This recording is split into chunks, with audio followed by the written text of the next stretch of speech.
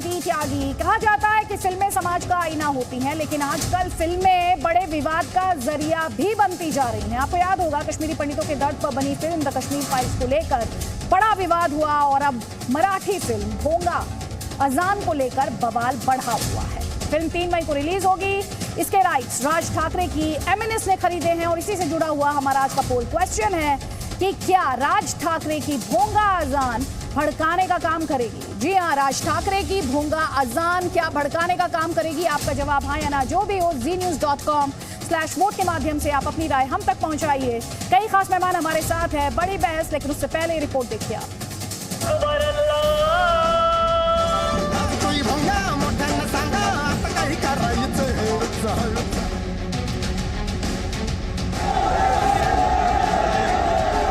हमारी बातें गलत है, किसी दूसरे का विरोध करने वाली है, दुनिया में अशांति हिंसा लाने वाली है, तो फिर हमारे लिए समय मर्यादित है।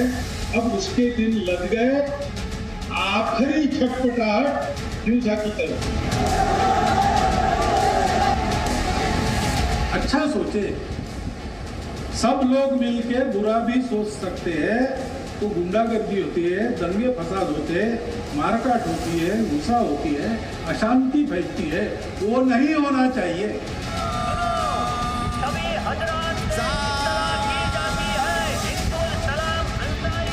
जो राज साहब कहना चाहते हैं, जो उनके भाषण के द्वारा वो लोगों को बता रहे हैं, जो मुद्दे की वो बात कर रहे हैं, बिल्कुल वही मुद्दा इस फिल्म में दिखाया गया है। भोंगा मोठा नाही, आपण फिरू अण्णा धर्माच्या बाबतीत मी काय खपून घेणार नाही। कट्टर राहून काय होतंय का? सब मिलजुल कर रहते हैं और यही ताकत हमारे भारत की दुनिया से भारत को अलग भी करती है, मजबूत भी करती है। और दुनिया में कितनी उथल पुथल मची हुई है, तो मोहन भागवत जी जो कहना है वो यही कहना है कि जियो और जीने।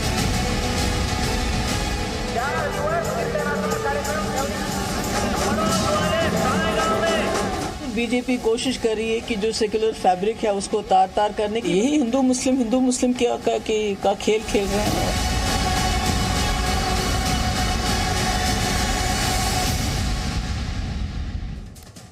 ना तो लाउड स्पीकर पर शोर नया है और ना ही इस शोर पर सियासी शोर नया है। अगर कुछ नया है तो मंदिरों मस्जिदों से उतरता लाउड स्पीकर। देश भर में रमजान के आखिरी जुमे पर अलविदा की नमाज पढ़ी गई। इस मौके पर मुस्लिम समुदाय के लोग अपने और अपनों के लिए दुआ मांगते दिखाई दिए।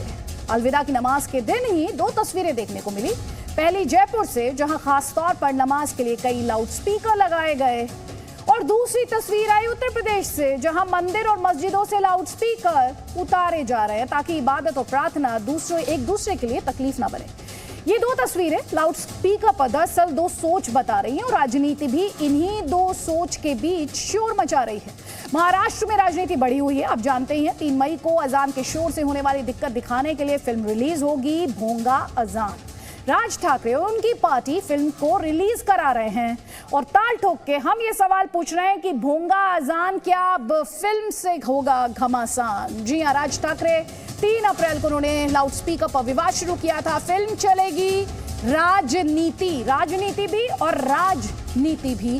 क्या वो आगे बढ़ाई जाएंगी इस फिल्म के माध्यम से? भोंगा अजान से किसका अपमान हो रहा है और भोंगा अजान क्या, यहाँ पर सवाल ये भी है कि लाउड स्पीकर क्या सिर्फ एक धर्म से जुड़ा हुआ है? अजान पर राजनीति से क्या अशांति बढ़ेगी? क्या इसे भड़काऊ ना माना जाए और भैया पर हारे तो राज भोंगा के सहारे? ये वो सवाल है जो ताल ठोक के हम पूछेंगे। और साथ ही थोड़ी देर पहले हमने समाजवादी पार्टी के नेता अबू आजमी से सभी मुद्दों पर बात की है, सुनिए।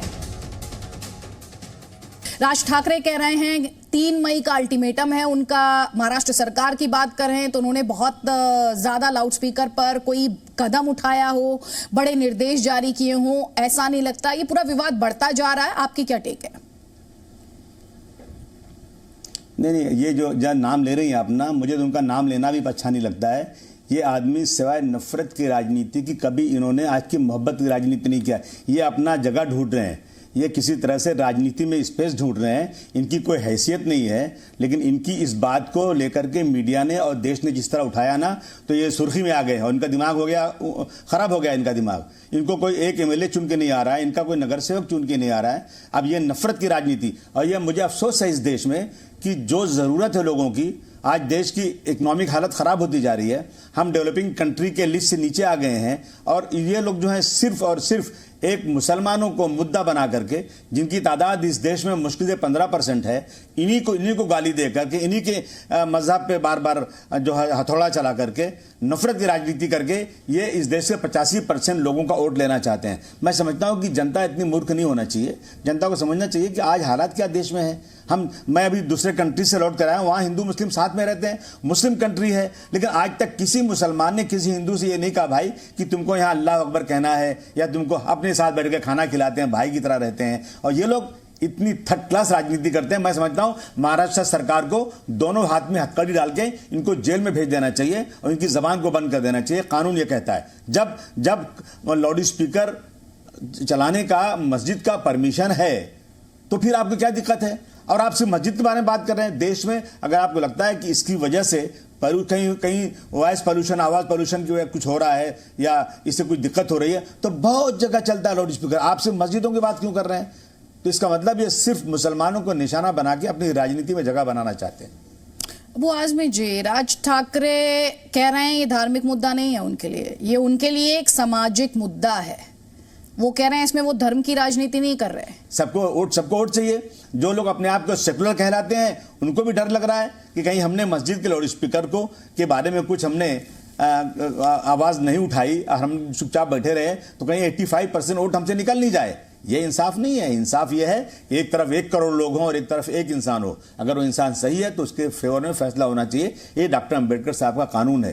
परंतु मैं महाराष्ट्र सरकार से भी कहना चाहता हूं कि इस तरह से आप चुप्पी साधे मत रहिए। अगर एक आदमी थोड़ी सी गलती करता है तो उस पर सख्त कानून लागू किया जाता है, और एक आदमी पिछले कई सालों से नफरत की राजनीति कर रहा है और घूमे फिर रहा है, उसके हाथ में हथकड़ी डालिए, जेल में भेजिए उसको।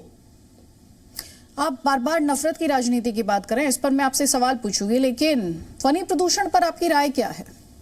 और सुप्रीम कोर्ट की गाइडलाइंस है सर, उन पर आप क्या सोचते हैं? उन्हें लागू किया जाना चाहिए या नहीं लागू किया जाना चाहिए? नहीं, ठीक है, या उस पर मजहबी डिस्काउंट दिया जाना चाहिए? बिल्कुल लागू किया जाए।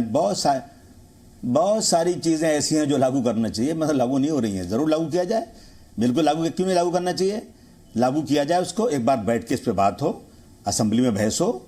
है सिर्फ जो है ध्वनि प्रदूषण सिर्फ मस्जिद से नहीं होता है, बहुत जगह पर होता है। कानून लागू किया जाए, जहां जहां इसकी हो रही है उस पर बात की जाएगी। और इस तरह से इस सड़क पर चिल्लाकर जाएंगे, वहां पर मस्जिद के सामने हनुमान चालीसा पढ़ेंगे और ये करेंगे, ये सब जो है ना, ये बहुत ही थर्ड क्लास की राजनीति है। जरूर इस पर बहस होना चाहिए।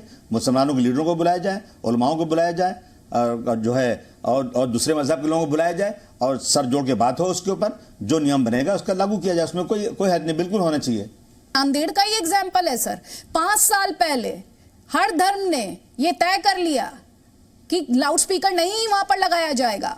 आपसी सहमति से। ये बात सियासत को समझ नहीं आती है कि हर बात में हिंदू मुसलमान करते हैं। वाह भाई वाह, जी न्यूज के लोग मान गए आपको यार, क्या काम करते हैं आप लोग। वाह, बहुत बधाई आप लोगों को, माशाअल्लाह, बहुत अच्छा काम कर रहे हैं आप लोग। आप सब जो है ना इसी चीज को बढ़ावा कीजिए और देश को बर्बाद कीजिए। मैं देख रहा हूँ आपकी बातें जो हो रही है ना, मुझे सर जी न्यूज तो अच्छा काम कर रहा है सर। आप ही मुसलमान कर रहे हैं सर, इस तरह से तंज मत कीजिए सर। दुनिया जानती है कि आप सवाल का जवाब दीजिए मुझे। दुनिया जानती है तो मैं भी कह रही हूँ दुनिया जानती है। मैं कह रही हूँ आपसे दुनिया जानती है, और दुनिया ये सारा प्रोपेगेंडा भी समझती है। अब इस देश में ये कहा जाएगा कि रमजान है इसलिए बिजली काटी जा रही है, उमर अब्दुल्ला ये कहेंगे? हो सकता है कि जानबूझ के काटी जा रही हो, मैं ये नहीं कहा। जब इस देश के अंदर सर्वे हुआ था, लोगों ने माइनॉरिटी का हालत क्या है, जब मनमोहन सिंह जी ने एक कमेटी बनाई थी, उस कमेटी ने कहा था कि जिन जिन इलाकों में मुसलमानों की आबादी है वहां जानबूझकर पानी का प्रेशर कम किया जाता है, वहां जानबूझकर कि बिजली का कनेक्शन कम किया जाता है। ये जो है ना राजेंद्र सच्चर कमेटी की रिपोर्ट में भी है। क्या कहूं आपको, क्या बता दूं आपको? नहीं, आप बताइए ना, आप जाइए अदालतों में जाइए, भेदभाव किया जा रहा है, जाइए अदालत जाइए। गए हैं आप अदालत एक भी बार? भेदभाव हो ही रहा है। नहीं, अरे आप भेदभाव अदालत हो ही गए रहा है। हैं? भेदभाव हो ही रहा है, बहुत ज्यादा भेदभाव हो रहा है सर भेदभाव आप ये कह रहे हैं हो भेदभाव रहा खत्म है, करना चाहिए। आप कह रहे हैं सर भेदभाव हो रहा है। इस देश में कॉन्स्टिट्यूशन है या नहीं है, ये बताइए मुझे। नहीं, कॉन्स्टिट्यूशन मजाक बना दिया गया आजकल। कॉन्स्टिट्यूशन किधर, कॉन्स्टिट्यूशन का इस्तेमाल कहां हो रहा है आजकल? कानून कोर्ट कचहरी में जो फैसले दिए जा रहे हैं उसको तो मैं क्या बताऊं आपको। अच्छा, तो अब आपको इस देश की अदालतों पर भी भरोसा नहीं है? देखिए आप किस तरह से, नहीं एक ही बची है अदालत, लेकिन वहां भी आजकल कुछ लोग इंटरफेयर। तो सर आप ये बता दीजिए, आपको फिर आपको किस पर भरोसा है? फिर आपको किस पर भरोसा है? ना आपको इस देश की कॉन्स्टिट्यूशन पर भरोसा है, ना आपको इस देश की अदालतों पर भरोसा है, आपको किस पे भरोसा है? मुझे इस देश के कॉन्स्टिट्यूशन पर पूरा भरोसा है, लेकिन जो लोग बैठे हैं ना। अच्छा सर, दो बातें तो एक साथ नहीं होंगी ना। आपको कॉन्स्टिट्यूशन पे भरोसा भी है, पर उसी कॉन्स्टिट्यूशन के आधार पर निर्मित कानूनों को चलाने वाली अदालतों पर आपको भरोसा नहीं है। मेरा भरोसा भारतवर्ष के संविधान में 101% है।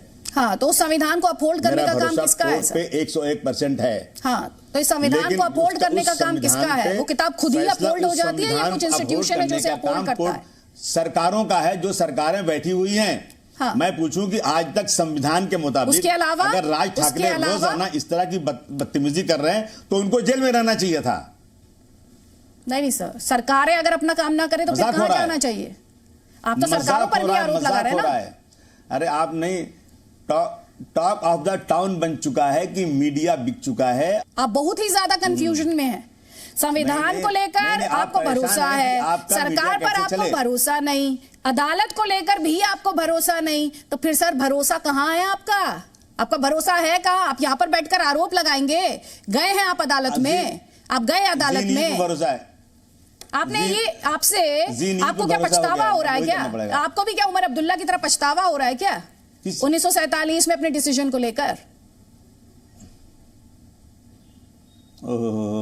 आप कोशिश कर रहे हैं कि आपको कुछ मसाला मिल जाए। देखिए ऐसा बिल्कुल नहीं है, मुझे कोई पछतावा नहीं हो रहा है। मैं यहीं रहूंगा, इसी देश का जिंदाबाद करूंगा और इन सांप्रदायिक ताकतों से कानून के मुताबिक लड़ता रहूंगा, चाहे मर जाऊं तो क्या हुआ, कोई फर्क नहीं पड़ता मुझे। अरे सर मरिए नहीं, जिंदा रहिए, लड़िए सांप्रदायिक ताकतों से लड़िए, पर इंश्योर कर लीजिए इस संविधान को हम आप सांप्रदायिक ताकतों के खिलाफ लड़ेंगे, पूरा देश आपके साथ लड़ेगा सर। सुन लीजिए मेरी बात, और मैं आपसे सिर्फ सवाल पूछ रही हूँ सर। सवाल पूछना और जिस भाषा का आपने इस्तेमाल किया दोनों में बहुत अंतर होता है सर, और यही नजरिए का फर्क है। इसीलिए मैं कहती हूँ, और सवाल को खुले दिमाग से सुनना चाहिए। नहीं, आप कह दीजिए ना, आप कह दीजिए आपकी मीडिया के जरिए कि सारी मस्जिदों के सामने जाएं लोग, हनुमान चालीसा जोर से पढ़ें, कोई फर्क नहीं पड़ता। कह दिए आपको, आप कह रहे हैं सर, ये चिढ़ाने के लिए थोड़ी है सर। करिए आप लोग, नहीं चिढ़ाने के लिए, आप किस तरह से वर्चस्व की लड़ाई बना रहे हैं? अरे जगह मैं मस्जिद में पढ़ूंगा, मैं तय कर रहा हूं कि कहां नमाज होगी। के जुलूस पर, रामनवमी की यात्रा पर पथराव, हनुमान जन्मोत्सव पर पथराव पर आपकी क्या राय है? जो लोग भी ये काम करते हैं और गलत है, लेकिन एक्शन का रिएक्शन होता है। अगर आप मस्जिद के पास जाएंगे और आप गेरुआ कपड़ा लेकर के गेरुआ झंडा मस्जिद के गुंबद पर चढ़ाएंगे, वहाँ नारा लगाएंगे, तो दूसरे धर्म के लोग को भी गुस्सा आएगा, लड़ाई होगी। ये काम करिए, मत बंद करिए। आप अपने टीवी से रिक्वेस्ट करिए लोगों से कि भाई अपने अपने धर्म पे चलो और अपने अपने धर्म पे पालन करते हुए आपस में भाईचारगी बढ़ाओ। ये तो आप कहेंगे नहीं, ये आप कहेंगे तो आपके टीवी को मुझे इस देश के कानून पर भरोसा है सर। और आप जो कह रहे हैं यहाँ पर, मतलब इस देश में फिर तो आपसे ज्यादा मुझे जरूरत नहीं है सर, पुलिस की आपसे ज्यादा मुझे नहीं। अबू आजमी जी, इस देश में कानून व्यवस्था की जरूरत नहीं है। इस देश में कानून व्यवस्था की आपने जो भी जवाब दिया है मुझे कि रिएक्शन होता है, ये किस तरह की भाषा है? मतलब आपके हिसाब से बिल्कुल ये सही है ना कि गेरुआ झंडा लेकर जाओ, मस्जिद की गुंबद पे लगा दो और वहाँ हनुमान चालीसा पढ़ो, वहाँ नारा लगाओ, और उसके बाद सर मैंने बार आपसे ये कहा कानून व्यवस्था मेरे, आप अगर ट्विस्ट करना चाहते हैं तो सर वो आपका दिक्कत है, मेरी दिक्कत मैं जनता के सामने बोल रही हूँ, जनता सुन रही है मैं क्या बोल रही हूँ और क्या नहीं। मैं जो पूछता हूँ जवाब दीजिए ना। कानून व्यवस्था का मैं आपको यकीन है या नहीं है? आप मुझे ये बताइए, कानून व्यवस्था पर आपको यकीन है या नहीं? सर मेरा सवाल है, प्लीज। मुझे बिल्कुल कानून व्यवस्था पे पूरा भरोसा है, मुझे भारतवर्ष के संविधान पर पूरा भरोसा है। और क्या सुनना आप? लेकिन अभी तो आपने कहा कि रिएक्शन होता है, उकसाया नहीं जाना चाहिए। आपको नहीं लगता सियासत को ऊपर उठने की जरूरत है हिंदू मुसलमान से, और आप जैसे नेताओं को भी आपको समझाने की जरूरत है? जब हिजाब पर एक अदालत फैसला सुनाती है तो उस फैसले का सम्मान होना चाहिए। सियासत नहीं होनी चाहिए? बिल्कुल सम्मान नहीं होगा ऐसे फैसले का, बिल्कुल ऐसे फैसले का सम्मान नहीं होगा।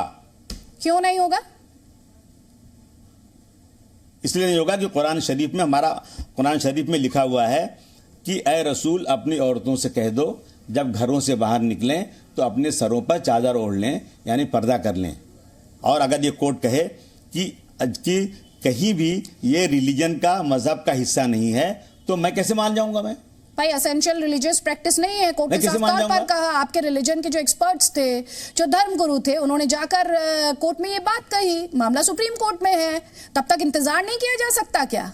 और आप क्या कह रहे हैं कि फैसले का सम्मान नहीं होगा? अभी थोड़ी देर पहले कह रहे थे मैं कानून व्यवस्था का सम्मान करता हूं। ऐसे ही करते हैं, सेलेक्टिव होंगे कानून व्यवस्था का सम्मान करने के लिए। सर इसीलिए तो गए, अरे निचली अदालत से के फैसले को चैलेंज करने का अगली अदालत में हमें हक है। बहुत सारे लोगों को निचली अदालत में फांसी का फैसला हुआ और सुप्रीम कोर्ट से बेगुनाह छूट गए। तो क्या मतलब इसका है? मैं निचली अदालत के फैसले का सम्मान करते उसको फांसी के फंदे पे चला दूं क्या? सुप्रीम कोर्ट ने स्टे कर दिया। आपने कहा फैसले का सम्मान नहीं होगा, सुप्रीम कोर्ट ने स्टे किया। अभी आपने सर्वोच्च अदालत का जिक्र किया ना, सुप्रीम कोर्ट ने स्टे किया उसे। मैंने कहा ना कि मेरा भी एक इस्लाम का संविधान है और कुरान शरीफ में लिखा हुआ है कि पर्दा करना चाहिए। कोई नहीं करे, लेकिन इस्लाम का हिस्सा तो है वो। तो आप मुझे ये बता दीजिए, आपके लिए ऊपर कौन है? संविधान? आपके लिए सर्वोपरि कौन है? संविधान मेरे लिए ऊपर है जी। इसी संविधान ने मुझे हक दिया बोलने का। इसी संविधान के भरोसे पर मैं इस देश का जिंदाबाद करता हूं। हाँ तो सर बहुत अच्छी बात है, इसी संविधान ने सबको हक दिया है, इसी संविधान ने सबकी ड्यूटी भी डिसाइड की है।